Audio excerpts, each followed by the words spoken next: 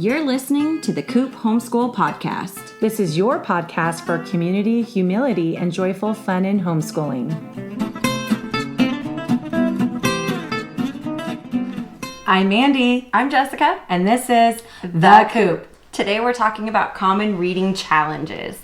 We know that's a hot topic out there, and so we wanted to address some of the really common frustrations and then share our own experiences in teaching reading literacy.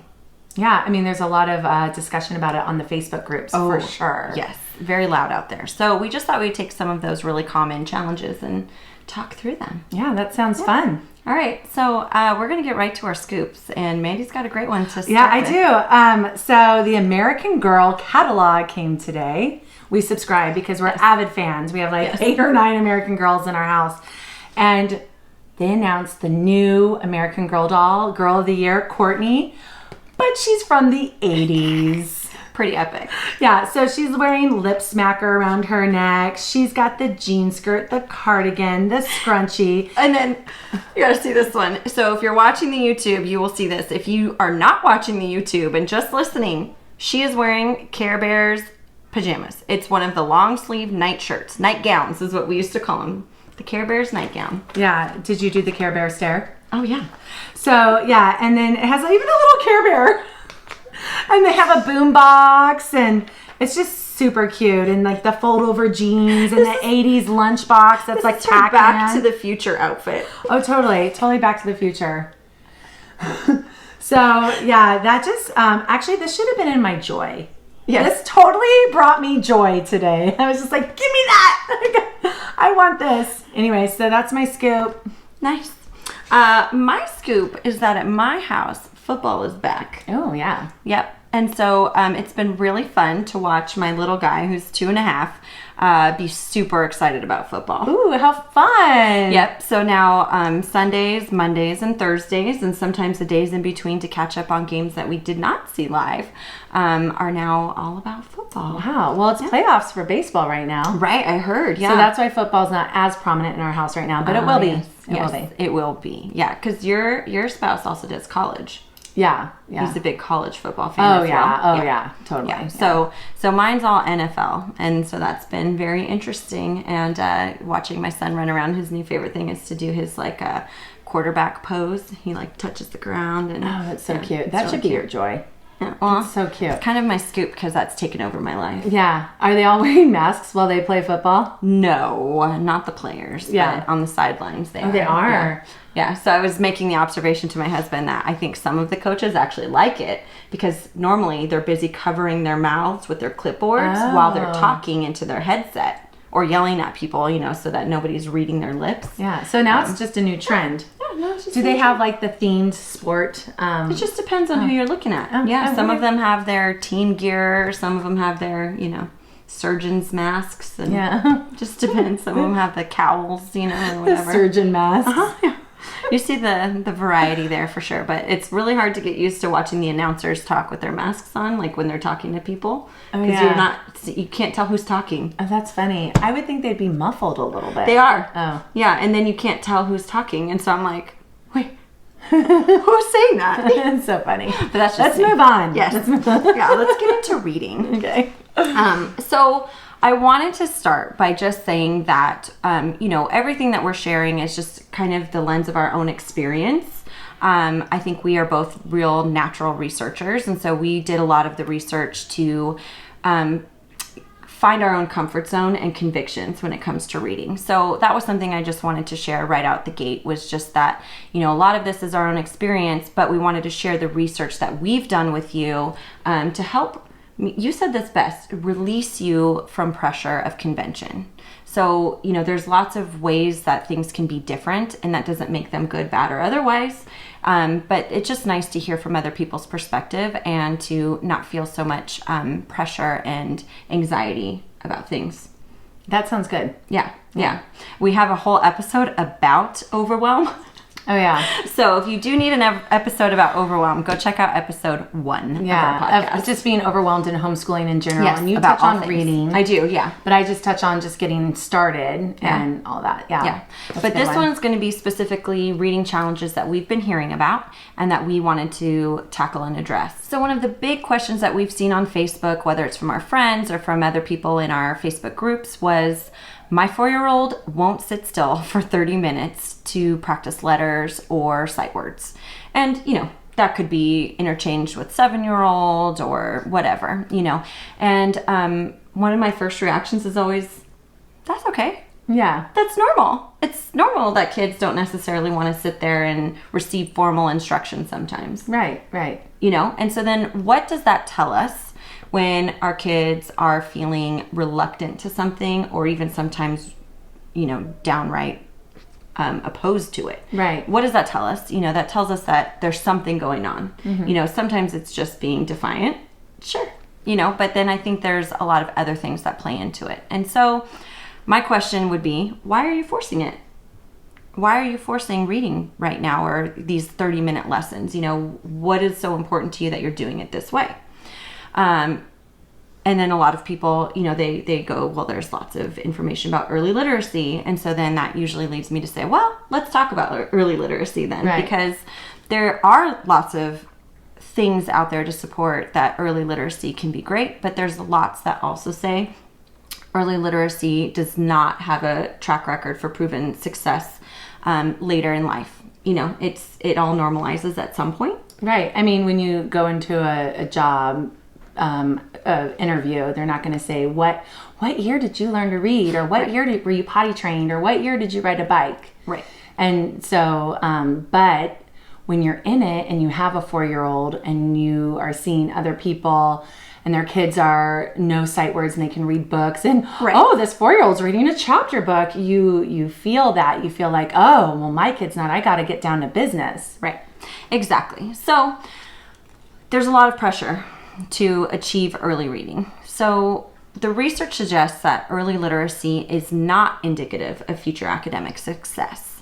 So one of the things that I found was a study by Daphne Bassick and her colleagues at University of Virginia, who discovered that in 1998, 31% of teachers believed children should learn to read by age 5 in kindergarten. In 2010, that number was 80%. So in the year 2010, 80% of educators and teachers believed that children should learn to read in kindergarten. Well, that's because of the institution that they're in, probably. Exactly. So, and in 98, maybe they had more freedom for different levels of development, where now everything is so streamlined that the standardized tests have just increased like crazy, like all of these things and having to stick to state standards, whether you're in a charter school or you're with the traditional public school, that puts a lot of pressure on reading. And so what it's done is it's forced the early literacy rate age down to 5 years old. Yeah. And then you still have the judgment of others too. Oh, your child's not reading. They must have a learning disability. Right. And instead of just, oh, they might just be good at other things right now and not interested in reading. Right. So part of that is what is called the third grade theory. And so Carrie McDonald in her book Unschooled talks about that. And she says that at the completion of third grade, or roughly ages 8 or 9, children are expected to be reading proficiently. The reason that third grade is such a critical year for literacy is that it signals a curriculum shift from learning to read to reading to learn. It's all about the content. Mm-hmm. Yeah. So the curriculum changes by fourth grade, leaving non-readers at a disadvantage because now they have to read in order to learn anything. Right. And when you're in an institution that requires all 20 kids to do the same thing, you can't pocket some over here and give them the freedom developmentally. Right. So to explore in the way that would be more natural to them. Exactly. And so what this indicates is that it's a schooling problem not necessarily a reading problem. It's not that kids are incapable of reading at younger ages, or, that these kids have learning disabilities necessarily. And it's certainly not a child problem. Okay, so I just want to give an example that I actually saw on Facebook. A mom who's not passionate about homeschooling at all. Her kid has always been in traditional school, and she posted on there that her daughter for years hated reading. And because of COVID, she came home. Right. And so being at home, the mom learns something that the daughter never even thought to tell her previously, that because her daughter, years past, wanted to read books of a different content, a lower level content, quote unquote, or lower level of reading, she was put in what her daughter called the dumb kids reading group. And so that shamed her. Right. And now she wanted nothing to do with reading. So whether or not she was reading at a higher level or lower level is not the issue here. It's the issue that she figured out. The kids know when there's different reading levels. Right. And they know when they've been, labeled quote unquote dumb. Exactly. And the mom was like, I am so glad that COVID brought her home. Yes. And she got to learn this and see that now she's like, and now I'm keeping my daughter home. Yeah. I'm not sending her back, because now I see her actually starting to pick up books she wants to read without being worried what level it is. Right. What that implies about her. Right. Like her achievement is, concurrent And think with of how, the book she chooses. if she had stayed in that type of mind frame throughout her school career, how that would have affected all the other subjects that you need to read for content. Right. It would affect all of the choices that she makes, when she's announcing anything to anyone. Because she said she liked a book, she got put in a different reading group than her reading level. Right. It was astounding. Right. And then the natural competitiveness in children, she knew that wasn't the top level, or even, Yeah. It's crazy. Yeah. So, more evidence here. In the book Rethinking Learning to Read, Harriet Pattison found that the average age of reading is 8. So that's just the average, which makes it a bell curve, So there's definitely going to be kids who learn to read at 4. Right. The average is up here, so the bulk of the children are going to learn sometime around 8. And then there's the other end, where some kids aren't going to become proficient readers until they're 10 or 11. Right. Yeah. And then there's the extremes, Yeah.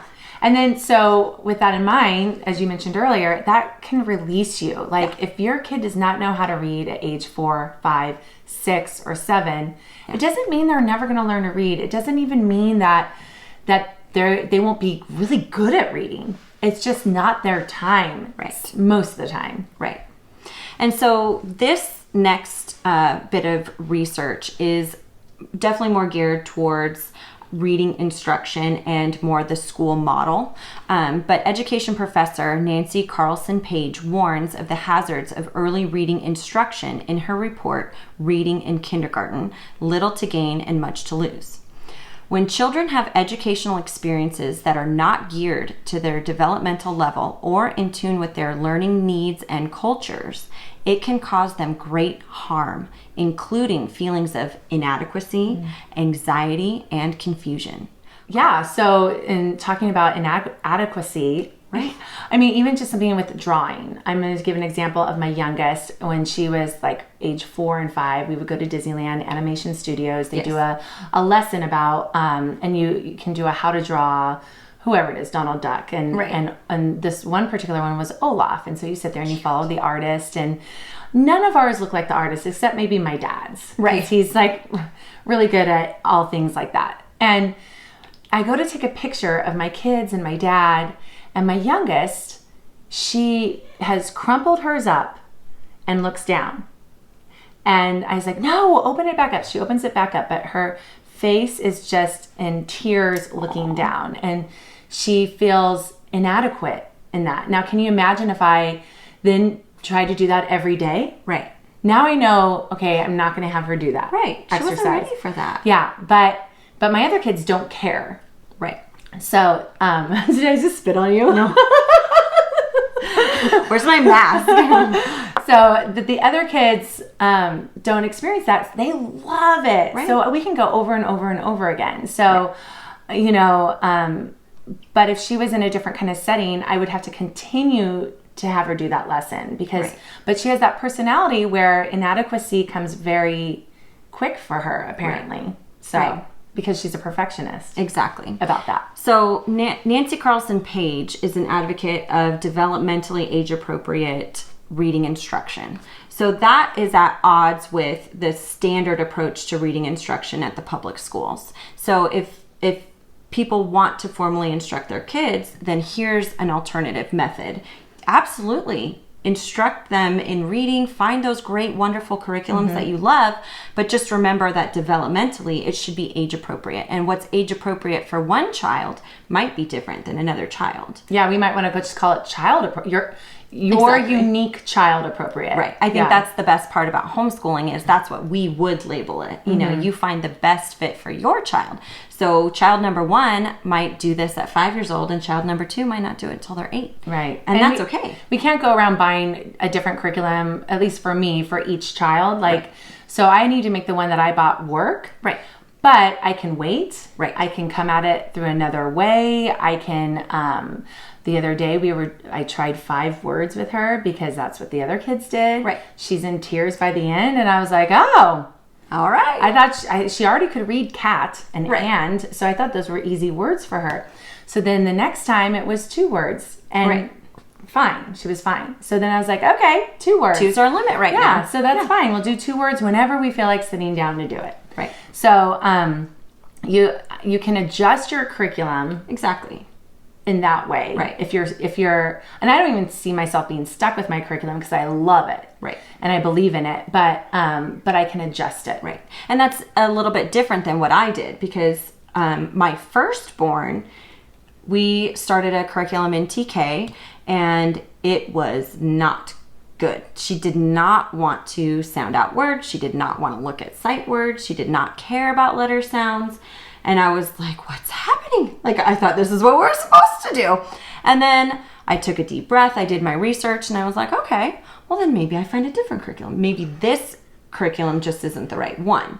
So then I did the hop and tried a different curriculum approach. And then it was met with the same reluctance and disinterest and opposition. And I was like, all right, so let's dive even deeper. And then that's when I came to understand that there's age or developmentally age appropriate reading instruction and that maybe she just wasn't ready. Yeah. She's this really intelligent kid capable of so much, but that doesn't mean that everything is going to be advanced. Yeah. You know, and so reading just wasn't the right time. And then she had this really strong interest in spelling. She always wanted me to tell her what something said. She'd spell out stuff to me. So she had great letter recognition and sounds, but she just didn't want to put them together. And so she would just ask me, what does Jimbos, our favorite grocery store, what does that spell? Jimbos, you know. And so then I realized she just really wanted to do the letters and write them. So then I finally found a spelling curriculum, and that was kind of our way in, because at the time I felt like I still wanted to be helping. I felt this strong compulsion to be guiding her and instructing her. Well, and that whatever you did give her gave her the foundation. Sure, absolutely. And then I really started to learn about natural literacy, you know, and I have shared that I came to the unschooling approach when she was in preschool. And so then that was kind of my whole mindset. I was like, wait a minute.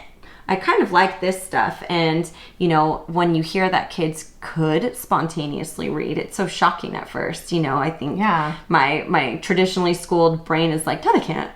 You have to be taught your letters. Yeah. You know, and so it's such a different thing. Right. Yeah. Yeah. And yes, they need to be shown the code or, you know, how to decode it, but it doesn't need to be by formal instruction. Right. You know, and that's the point of this. Well, it can be when I remember just going to Costco and we would look up at like, what is it? Cold foods or frozen foods. And you can, once they know the sounds, I was like, oh, who can figure out what that says? Exactly. And they're like, oh, I can. Right. And it was like, Costco was our reading lesson for that day. Exactly. And they didn't even know it. It seemed like a fun experience to them. Exactly. So let's share a little bit more about developmentally age-appropriate reading instruction. Waldorf education uses this in their teaching methods. So in first grade is the first time that students are introduced to letters and letter sounds, and they're introduced to them through story, song,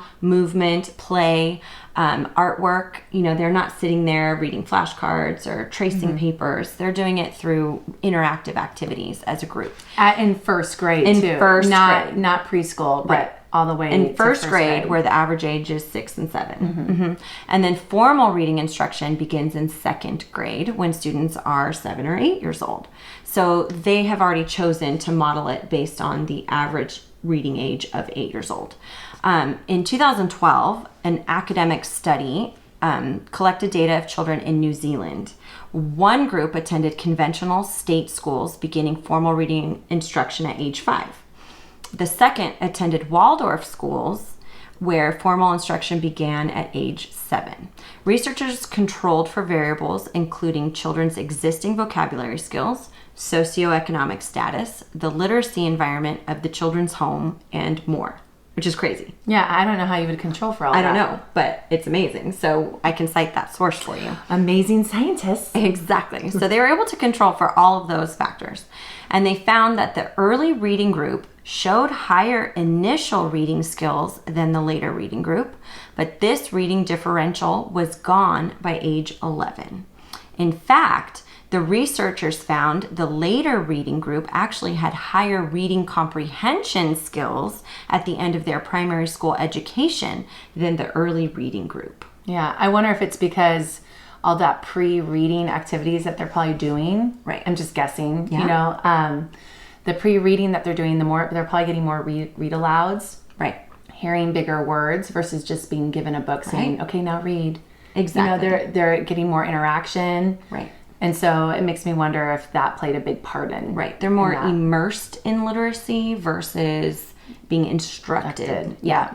And so then that leads to natural literacy. And this is where spontaneous reading comes in. And so for those who aren't feeling like a formal curriculum is the right approach or instruction is the right approach, we have natural literacy. And so Professor Jane Torrey discovered that children could learn to read spontaneously.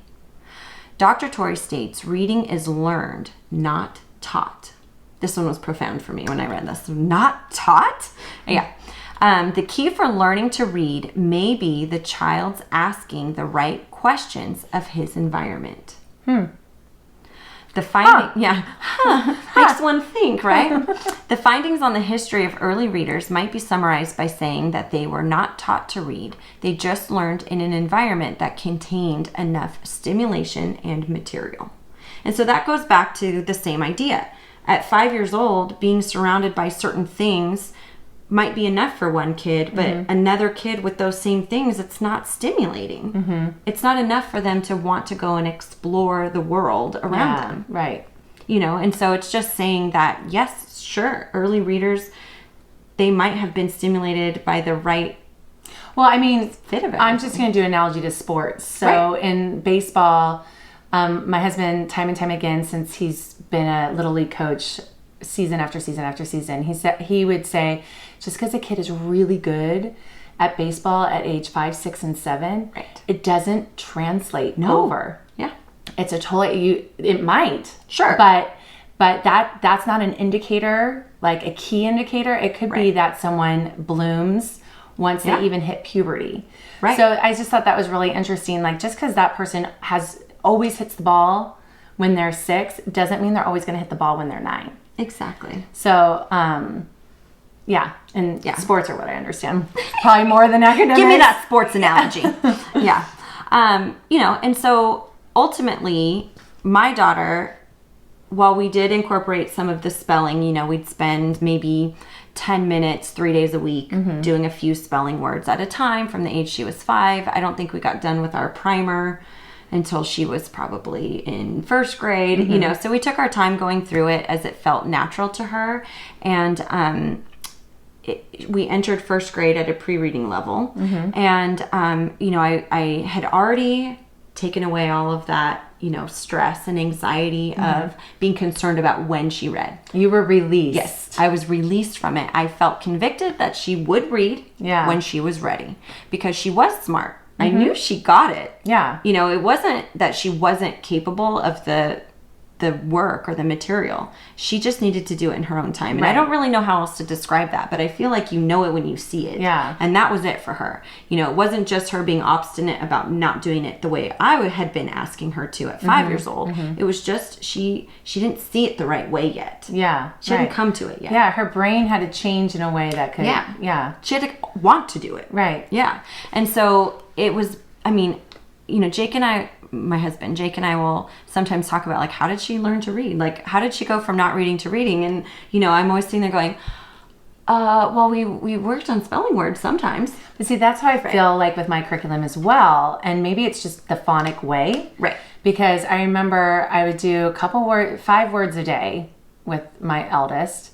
And then within a month or two, he was picking up books and reading them. Right. And I was like, oh, this works. Right. Like, all I did was teach you sounds and some rules of what the E does. Right.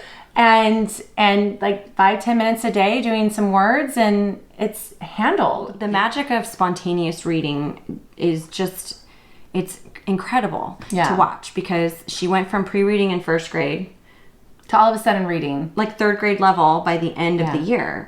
That's just within a few months of the testing points. And I mean, it was just really cool. And so her being immersed in literacy all around, reading aloud, reading books, you know, audiobooks all the time, and just her own kind of exploration of books on her own, because we had no shortage of books in the house. Right. And she'd go through them and she had them memorized. You know, there's all kinds of combinations of things, and just all of that immersion is what leads to spontaneous reading.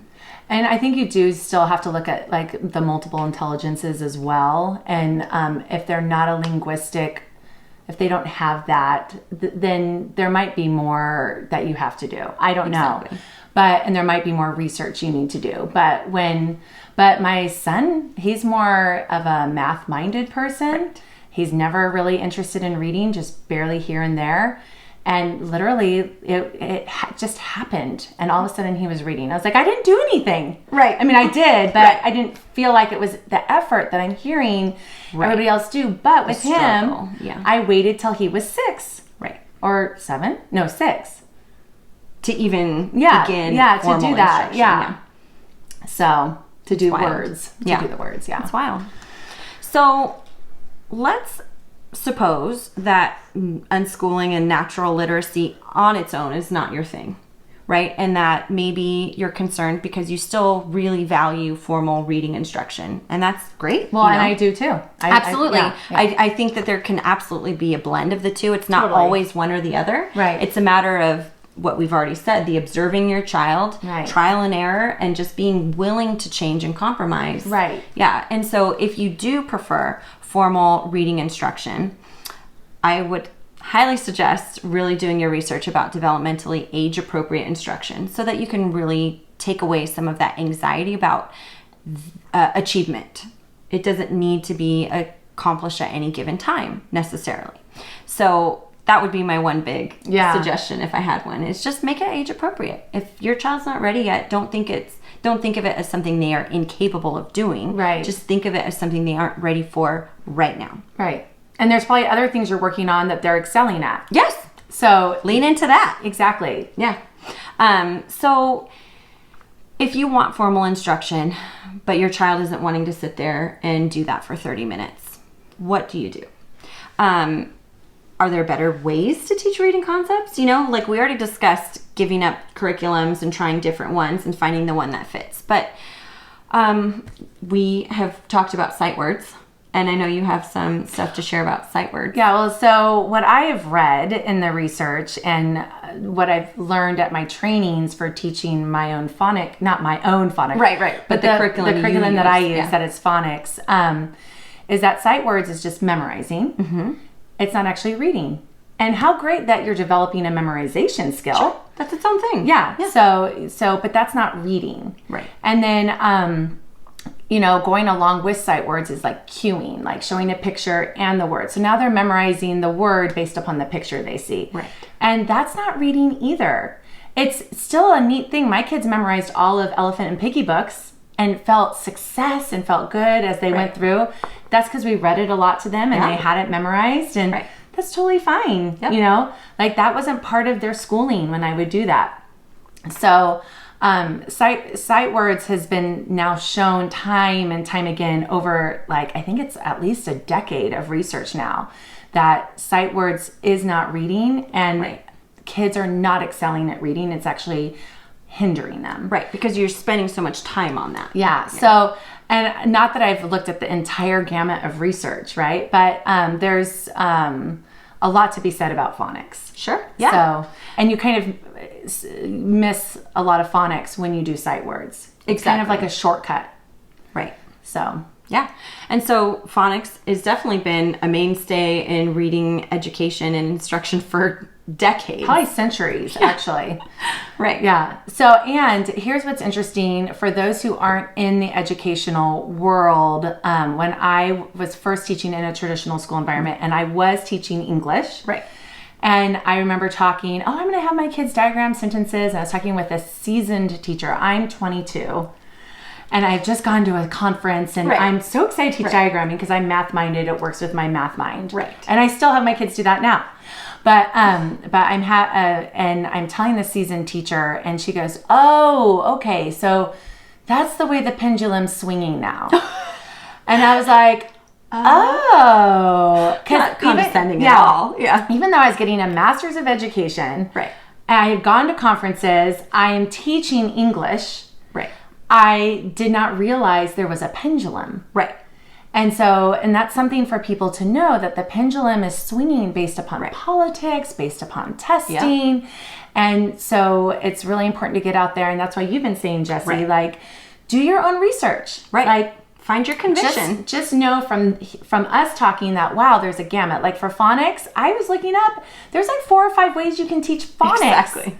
So, you know, you can research that if that's an area that interests you. Right. And the way I found my curriculum was a friend of mine who was a seasoned teacher, homeschooled 6 kids, worked as an elementary school teacher as well, recommended this curriculum and went on about it for like a year of how excited she was about it, and became a trainer for it. So I had her train me on it.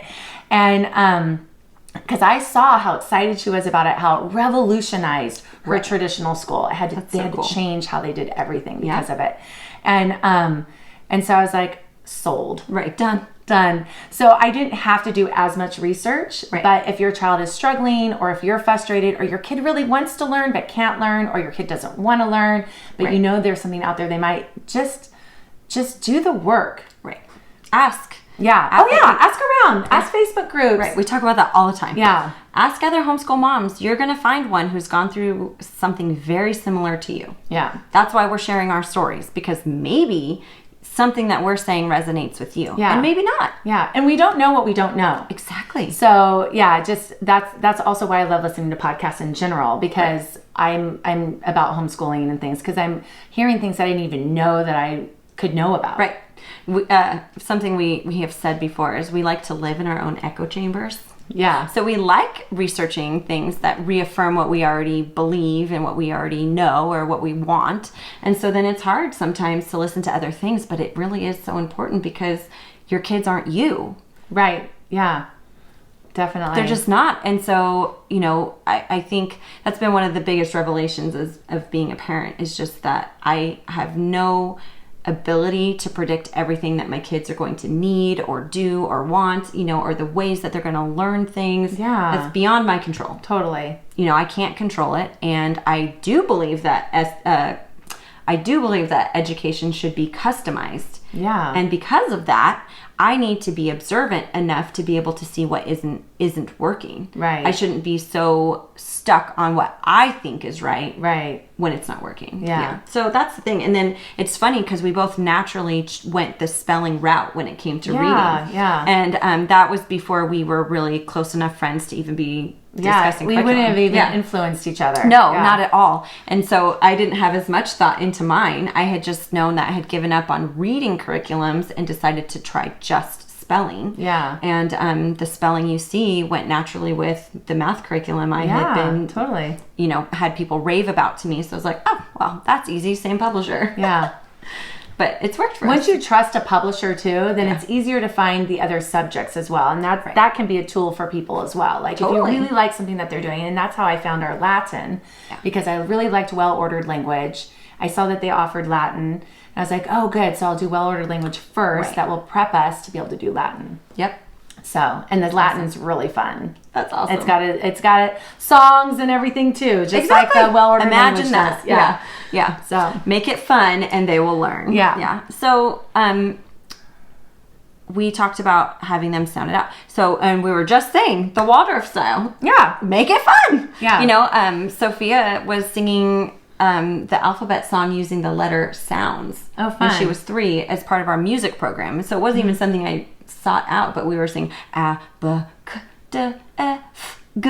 Yeah. And I can't even tell you how hard it was for my brain to be able to do that. I was like, what? Yeah, it's such a switch. Well, and my curriculum says don't even teach them the alphabet. Right. Because they don't need to know what a B is. They need to know that when they look at that B, that it's a B. Right. And so to teach them the name first, that's a barrier to the sound. Right. So teach them the sound first, and then teach them the letter after they know the sound. So then you can still say, oh, it needs a B because it says B. But originally they just know it as B. It's so crazy. And it's almost impossible because to avoid, because it's everywhere. Yeah. Right. But I made sure I never sang the alphabet song to my kids. That's which awesome. is so weird. Which I have to say, I don't think my little guy has ever heard it. Yeah, totally. Yeah, it's funny. So, but you know, that's totally unconventional. Yeah. Right. It's crazy. Yeah. But it was fun that we got to blend the two. So then, we were singing this book. Yeah. That's really cute. Yeah, it was really funny. You know, and then even my 2.5-year-old is totally immersed in literacy. It's everywhere in our house because my daughter's practicing her cursive. So it's all up on our giant whiteboard all the time. You know, or he'll see a letter and he'll go, oh, A, Augie. Yeah, and he already knows A, Augie, because he wanted to point to different letters, and we have magnet letters, and he'd put one up, and then I would just tell him what it was. Yeah. And I would identify it in relationship to people he knows, because he's a relationship guy. You know, for my daughter, it always had to be animals. Yeah. Because she didn't care about people. Yeah.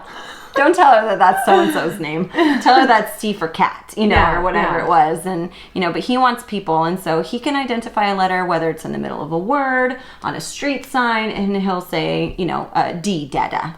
Well, and that's the customization approach, right? Right. Yeah, I'm not sitting down, spending intentional time doing it. It's just a part of our everyday interactions. And when he's over it, I'm not asking him to come sit here. Mm-hmm. He asked me. Yeah, like when my kids come to me, and especially now the 6-year-old, she comes to me and says, I want to write this word. I'm like, ooh, let's use our sounds. Let's see if you can figure this out. And then she's doing exactly what my curriculum would have us do, but in something she wants to do. Exactly. Yep. And so that was my kid. I know we were talking about this before, but my oldest has always been that way, and so I've been seeing a lot of similarities. So now the fun part, I was saying, will be to see what the outcome is when your youngest is a proficient reader. Mm-hmm. It'll be fun to really see how that has changed her writing and her spelling and her just entire approach to literacy. And see if that still sort of seems similar at all to my daughter. But, no, that'll be fun. Yeah, it's interesting.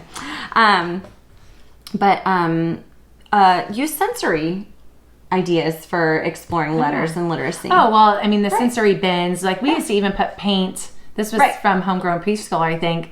But we would put paint in Ziploc bags, and they had fun drawing on it. Exactly. So then I'd be like, oh, let's do an ah. Right. And then they would do an ah, you know, in cursive with their finger. And they had so much fun seeing the paint move around, you know, and that didn't feel like school to them. That felt like a fun craft. And sensory bins not your thing? Go to the beach. Yeah. Draw in the sand. Yeah, totally. You know, set up the leaves, stack rocks. And it's just funny, like people who need their kids to sit down.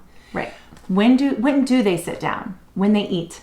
That's true. When they eat. So what I did was I always utilized when my kids ate. Yeah. That is when we sat down. So while they're eating, that's when I did Bible, and that's when I did other things. And then I would have something set up for right after at the table. Right. And then right after they're done eating, I cleared off. They're like, oh, with, you know, we can do this. Yeah. And then I don't have to call them to the table. They came anyways to eat. Right. So just figuring out things like that, you know, letting them pick, you know, a snack that they want, a candle that they want, music that they want, giving them some choice, you know. Right. So that was just the response to one common reading challenge that we hear. But don't worry, we only have one more. Yeah. So this next one is another really big one. It's, my child doesn't like reading. So this is less about instruction maybe, and more just they don't want to read. Yeah. And in common practice for traditional schools, they assign 15 pages a day or 15 minutes a day or a book, whatever it is. A specific book, beyond exactly. just timed reading. Yeah. And so that is what's convention. That's what people are used to, that their kids need to read every day. Right. And so my first initial reaction to that is, well, why don't they like reading? You need to really dig deep and identify. Who knew that your friends or the person on Facebook, that her daughter didn't like it because she felt like she had been dumbed down because she chose the wrong book one day. Right. Yeah. Who, exactly. It might be really difficult to actually narrow down the true why, but I think it's really important to find out the why. Well, I know for my son, and we'll get into this more later, but when he stopped reading Boxcar Children, I was like, why are you not reading Boxcar Children anymore? What happened? Because he read, 10 or 11 of them, like within voraciously. months. Yeah. And he said, it makes me scared at night. But that's the only time he really wanted to read. Right. So then I was like, oh, he needs a different series. Right. It's not that he doesn't want to read. It's just nothing appealed to him. And then it took 1 or 2 years to find another series. But then Diary of a Wimpy Kid came our way, and he read all the books and couldn't wait for the next one. And And he has other interests and other things that he was completely immersed in and felt totally fulfilled by. Yeah. Not every kid is a storyteller, Yeah, and like that's the multiple intelligences, right? Like, and just their interests in general, And, right. And so you felt you wanted it to encourage him to read because, of course, we know that there's so much value in reading. Right. But you didn't feel anxiety over it. No, I just know there's so much joy that can be had from it. You kept searching. Yeah. And I know, too, it increases. So we found other solutions to that, but we'll get to that in a second. Yeah. So, then you have to ask, are they developmentally ready to be reading? Because if the answer is yes, then, if you're using formal instruction, maybe you need to try letting them make some choices. So if you really do want them to be sitting down for instructional time, regardless of the age, then maybe they need to have some input into the how or the when or the where.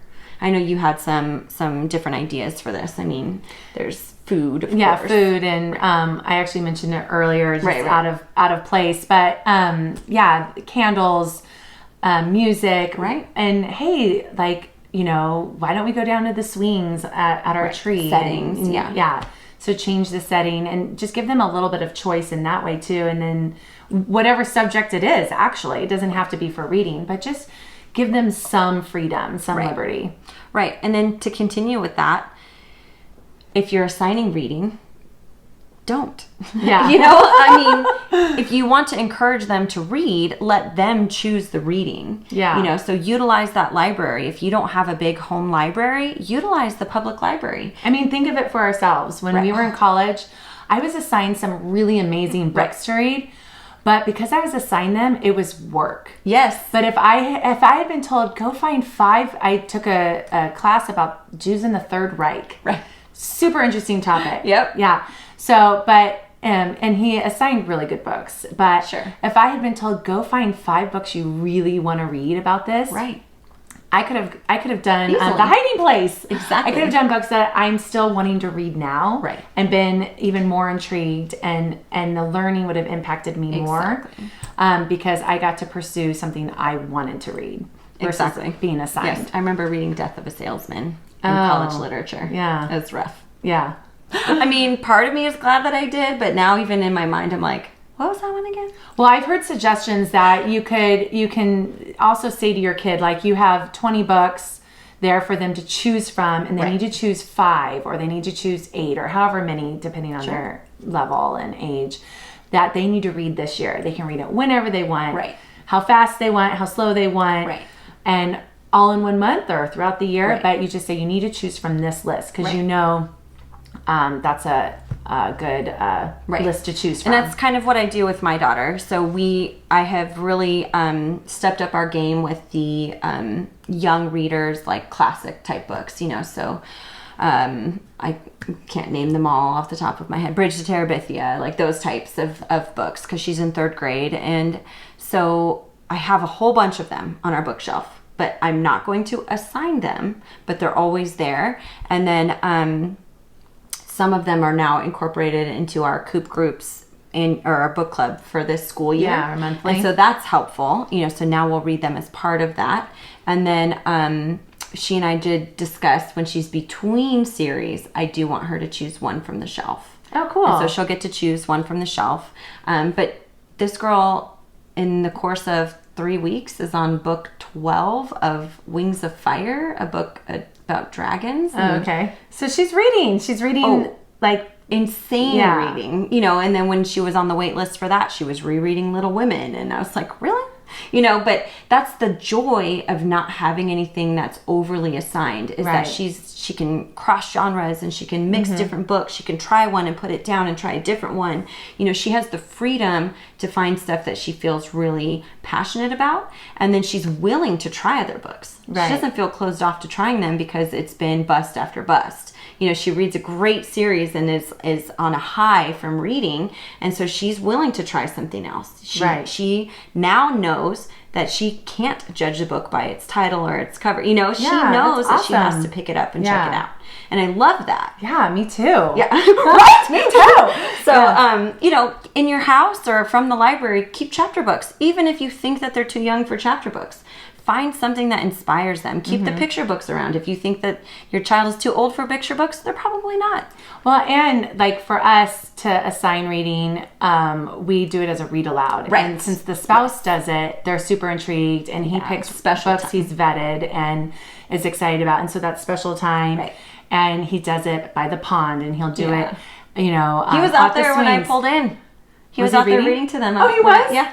Oh, that's funny. I thought they were riding bikes or something. Well, they kind of were, but I thought he had a book out. Oh, yeah. So he's probably reading aloud, letting them just go about what they want. Yeah. And sometimes they'll be all the way in their room, and he'll be like, "Can you hear me?" And they're like, "Yeah, I'm just playing." But they can hear him. And so that's kind of how we get that. That's how we did the assigned reading. Yeah. And Alice in Wonderland will be next. Right. And for our Coop group book club. And he had started it, but I said, "Wait, we're doing it for book club." Just so, yeah. But so that's another way. And then you mentioned a way that your daughter did Harry Potter. Oh yeah, so we love the narrated Harry Potter, the audiobook. The narration is awesome. Jim Dale, he does all the voices, and I know your husband did too, but we don't have your husband in our house, so Jim Dale was a great replacement. I had the illustrated copies of Harry Potter, and so she would read along as Jim Dale was reading to us in the car, at home, wherever. And so for her, we read Harry Potter, I think that was last year. Yeah. So right she around was, this time. yeah. So she was 7.5. And so that was such great reinforcement for her reading, because the vocabulary level in Harry Potter is higher than a 7-year-old. Well, and even just how they spell Hermione. Right. You wouldn't know that's how they spelled it. And then if you weren't listening to it and reading it, you wouldn't know how to pronounce that. Exactly. So the 2-in-1 is a really great way to build their ear for sounds and sounding out words and all that. Yep. So we loved that approach, and it was great for her. And then I knew confidently that she could go pick up her copy of Harry Potter and now read it and read it in a way where she'll enjoy it. Yeah. And they just learn cadence. They learn pausing after the period. Yeah. They learn all of that from the audiobooks or read aloud, whether it's a person or an audiobook, however you do it. Exactly.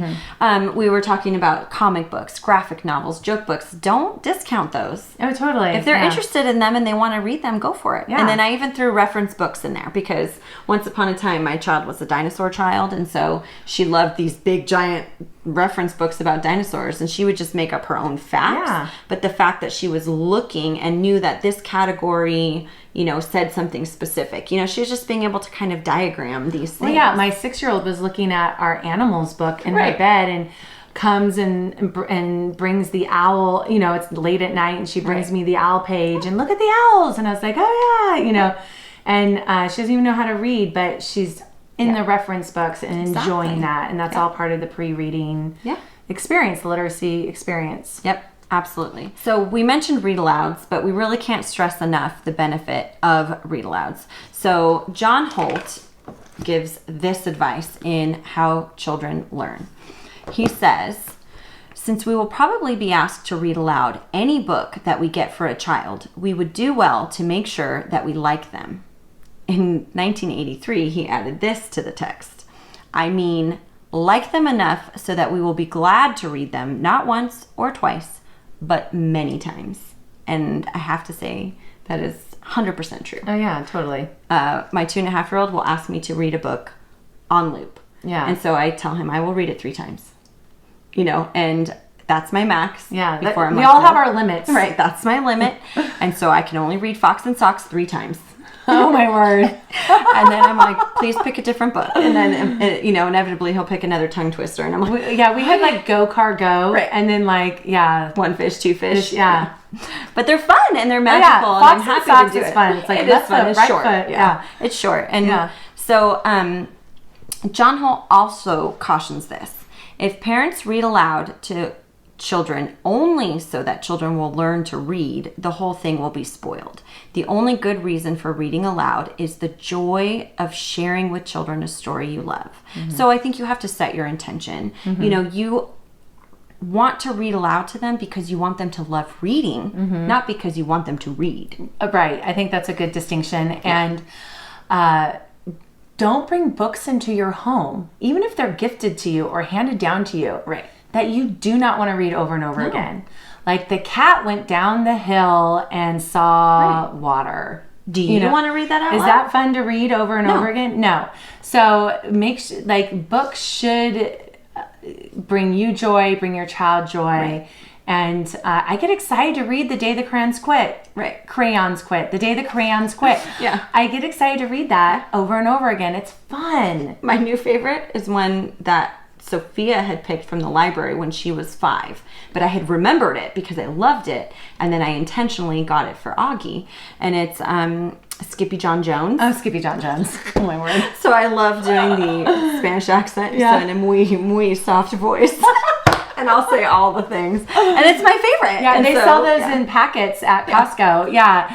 And that's the thing. It's different for everybody. Right. And if your kid can hear the joy in you. So I think the reason the kids love so much learning from Marcus or hearing him read and stuff, my husband, is because he enjoys it. Like that's a way he sees him spending quality time with his kids. Yep. And for somebody else, it could be like discussing a documentary they're watching or whatever. But for Marcus, it's reading aloud to them. Yeah. And so so that totally works for me. Right. I love that, Exactly. And so here's the thing. If you don't like to read aloud, that's okay. Utilize audiobooks. Oh, totally. Yeah. For sure. It's Utilize tiring. audiobooks. I don't like it. Yeah, it's tiring to read aloud. I don't mind some of the shorter children's books, Skippy John Jones, that's fine. But I learned when we were going through Roald Dahl with my oldest that I did not like sitting there reading. But we wanted to keep going. We wanted to read the story because it was good, but I was like, I can't read 3 chapters in a row. Yeah. But I didn't want to put it off when we were excited. Right. And so I realized. And you had a party to come to at our house. I did. Yeah. Oh, not that one. We knew that one. It was BFG I was thinking of because I could, like, pronouncing all those things the too. spouse had a hard time with that book. Right. I don't think they finished it. And that's the other thing. Yeah. That's the other thing. They watched the movie instead. Sure. Yeah. But, which is also really good. I like that one. But I think Marcus could feel he wasn't interested in it, and the kids ended up not being interested in it. And then, that's how I felt. Yeah. And then I was listening to I was listening to a professor speak about what he teaches about reading as well, and he was saying, if you don't like a book, don't finish it. Exactly. Like there's so many books out there. Don't force it. Yeah. Right. And I think that's very important for us to remember for our children too. Yeah. Although I do want to finish The Silver Chair and get on to the other books. Let me just say. That series is definitely worth finishing. Yeah. So I highly recommend it. But get the audio. Yeah. And you guys need to listen. We were you were. Audio. Yeah. Yeah. But I think that we had just run out of steam because it was like the 4th book we were doing for the our 5th book we were doing for the Narnia series. We just had 2 more after that.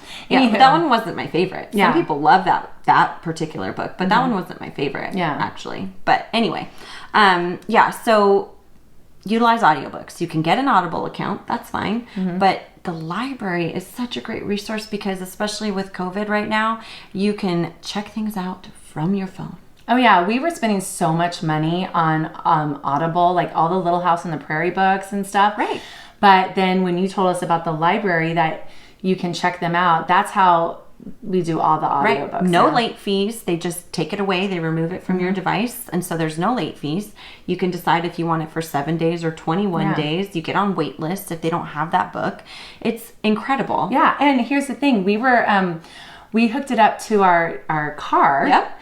And on the way to, where were we going? Oh, my parents' house last weekend. We listened to a book called Poppy. Nice. And it's super cute. It's a total Charlotte Mason book, and you learn all about porcupines and mice and owls and everything. And it's this precious story. And then we listened to it on the way back, and it's a total of 4 hours, and almost finished it. Nice. And that was just driving to someone's house, no you big know? deal. Yeah. Yeah. So I can't understate how much read aloud and audiobooks just go so far to instilling a joy of reading. So if your child doesn't like reading, maybe there's something there that's just not interesting to them. You know, do they have a love of trains? Yeah. See how you can use that into, Right. you know. That's why we did Boxcar Children. Right. Yeah. Find a way to he was capitalize really into on it. Yeah. We already talked about making a beautiful setting, right? Yeah. So you need to encourage your reluctant reader to go read. Make a crazy book nook. Make a book nook. Make a tent. Yeah, so cute. Get a cute little indoor teepee for the kids. Oh yeah, my kids and really cushions want one of those. and Yeah. you know, or get the book light so that they can read in Yeah. bed. I know you extend bedtime if they're reading. Oh yeah, they can stay Right. up as late as they want if they're reading. Right.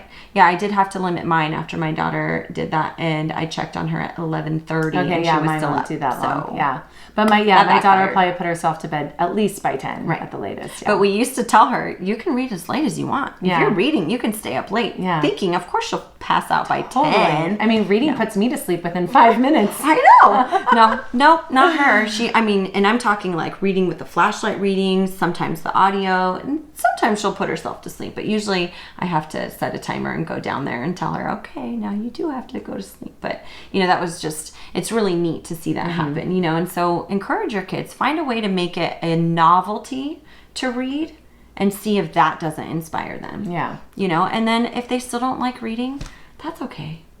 Eventually there's going to be something that they're so interested in that they're going to become proficient readers, or that they're going to want to read about, whether it's computer programming or their video game blog. I don't know. totally, yeah. There's just so much out there. And so maybe they don't like conventional, reading books. Yeah. Who knows? But, feel them out. Get Yeah. to know your kid and see if there's something. And don't stick with the curriculum if it's asking you to assign reading that's not of your kid's interests. Right. Exactly. Yep. And so then finally, we just wanted to end with talking about being aware of a real learning challenge. And so there's a lot of research that says that a lot of diagnosed learning disabilities are often due to things not being presented age appropriately. So kids who might naturally be late readers being forced to read at 5 might be diagnosed with a learning disorder because their brain is not set up to process it. They're not ready. They're not ready. And so that makes so can much be sense. misdiagnosed as a learning disorder. So that's something to keep in mind. But of course, trust your gut, trust your instincts. If you feel like there's something going on, only you can be the one to really see that and help start the intervention process. If there is something going on, you can go talk to the right people to help you with that. And then you have to figure out what the route is. And then even so, I think more than anything, we still just highly suggest research. Research. Yeah, Because you have to do the work. You can't just have everything handed to you. Like if you're homeschooling, you've now taken on what the teachers do. Right. And the teachers do more than just hand off a worksheet or read through a Absolutely. curriculum. They've actually spent time in it. Right. They have experience teaching it to kids. And you're taking over that role if you've just brought them home. And you've got to think of, oh yeah, now I have work to do too. Absolutely, yeah. I mean, and so even for unschoolers, I think the common misperception is that a lot of the parents don't do anything, and that completely is untrue for most unschoolers, maybe. But I have done so much research. I'm so prepared to be able to teach about any topic that might come up. And I'm not even a traditional unschooler. Yeah, you know, right. You know, I also have curriculum, right. What fits in that box? But the idea is that, you know, we are the ones who want to educate our children. And so we need to become our own type of expert. And so we know our kids best. I know what my kid's going to want to be studying in the near future, at least. And so how can I be prepared for that? How can I be one step ahead to help foster that? So do you have a sore throat now from all this talking we've been doing? I could go all night about reading. Yeah, and the reason we're talking so much about this is because time and time again, this seems to be one of the biggest struggles in homeschooling and in any kind of schooling, actually. Yep.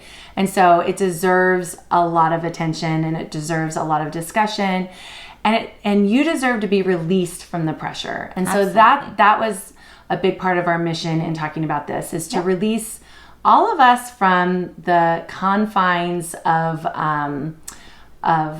what's the C word again? Convention. The confines of convention. So yeah. Awesome. Yeah. So that's our reading challenges. Yeah, that was another big one. Over an hour there. Happy reading. Yeah. We'll get to our scoops and make them quick. Our joys. Yes. Our joys. Yeah. Yes. Joys. Well, I'll just go real quick.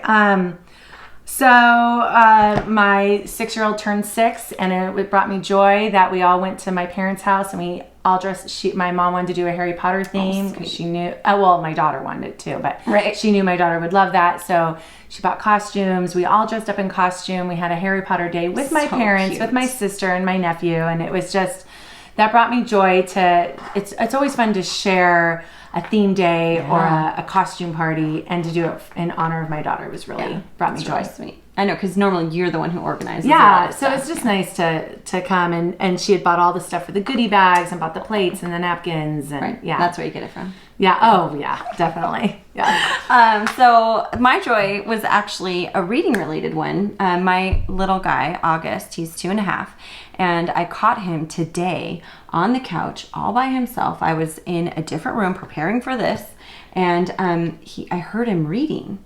Well, I heard him reading, you know, and he has his train book, Freight Train. It's so cute. And he's reading the correct things on the correct pages. And so all of this goes to say, he's not reading, he's memorizing, but he thinks he's reading. Yeah. And that's so awesome. Like, he knows what to say and what to point to, because that's what I've done when I read it 3 times in a row for him every day. Yeah.